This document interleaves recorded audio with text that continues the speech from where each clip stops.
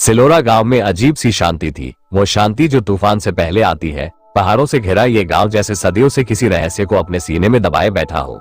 एक शाम एक लाल चुनरी वाली औरत ने गांव की सीमा में कदम रखा। लहराती चाल, होठों पर रहस्यमय मुस्कान और आंखों में ऐसा गहरापन जैसे कोई डूब जाए। उसका नाम था कामिनी।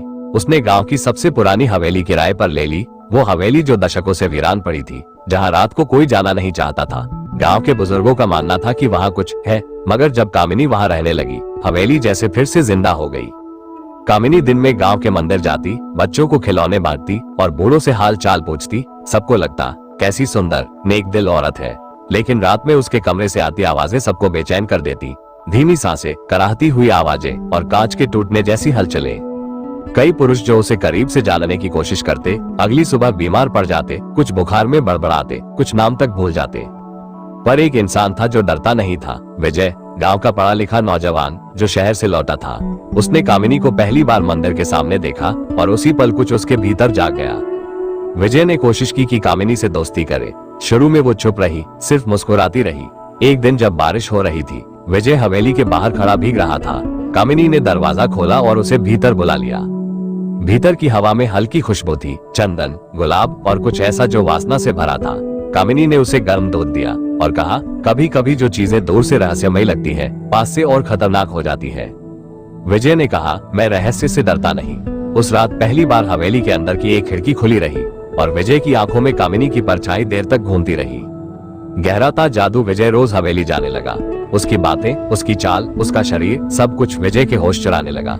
कामिनी ने एक दिन कहा, तुम्हें डर नहीं लगता मुझसे? विजय ने उसकी कमर के करीब जाते हुए कहा, जिस डर में आकर्षण हो वो सबसे मीठा होता है। और उसी रात हवेली की रोशनी बुझी रही, मगर दीवारों ने जो देखा वो उन्हें सदी भर याद रहा। दो शरीर एक लय में, एक धड़कन में डूबे हुए, और उन धड़कनों के बीच एक चीख, विजय की नहीं पर किसी और की। भूतकाल की परतें। अगली सुबह विजय को बुखार था। बिस्तर पर लेटे लेटे उसने दीवार की तरफ देखा। एक पुरानी तस्वीर टंगी थी, एक दुल्हन की, वही चेहरा, कामिनी। तस्वीर के नीचे लिखा था, कामिनी देवी, 1923, मृत्यु, अग्निकुंड में जिंदा जला दी गई, अपने प्रेमी के साथ भागने के जुर्म में। विजय कांप उठा। उसने आंखें बंद की तो उसे वही रात याद आई। उसकी बाहों में कामिनी थी, लेकिन आंखों में कुछ और, एक पिशाचिनी की झलक। सच का सामना विजय ने गांव के पंडित से पूछा। पंडित कांपते हुए बोला, वो औरत इंसान नहीं, वो हर 100 साल में लौटती है, अधूरी वासना और अधूरे प्रेम के साथ। जो भी उसके करीब जाता है वो या तो खो जाता है या उसका जीवन सूख जाता है। पर विजय अब पीछे नहीं हट सकता था। वो कामिनी से प्यार करने लगा था, या शायद उसका शरीर अब उसकी आत्मा से बंध गया था। अंतिम मिलन। एक रात कामिनी ने विजय को हवेली बुलाया। उसने लाल चुनरी ओढ़ी थी और कमरे में गुलाब की पंखुड़ियां बिखरी थी। उन्होंने एक दूसरे को छुआ जैसे आखिरी बार हो। मिलन के बाद कामिनी ने कहा, अब मैं जा रही हूँ, तुम्हें मुक्त कर रही हूँ। विजय ने कहा, मैं भी तुम्हारे साथ चलूंगा। उसने कामिनी को गले लगाया और उसी पल हवेली जल उठी। गांव वाले दौड़े, लेकिन हवेली सिर्फ राख थी। कोई नहीं जानता विजय कहाँ गया। और कामिनी, उसका लाल दुपट्टा उड़ता हुआ दूर खेतों की तरफ गया और वहीं रुक गया, जैसे अगली 100 साल की प्रतीक्षा में।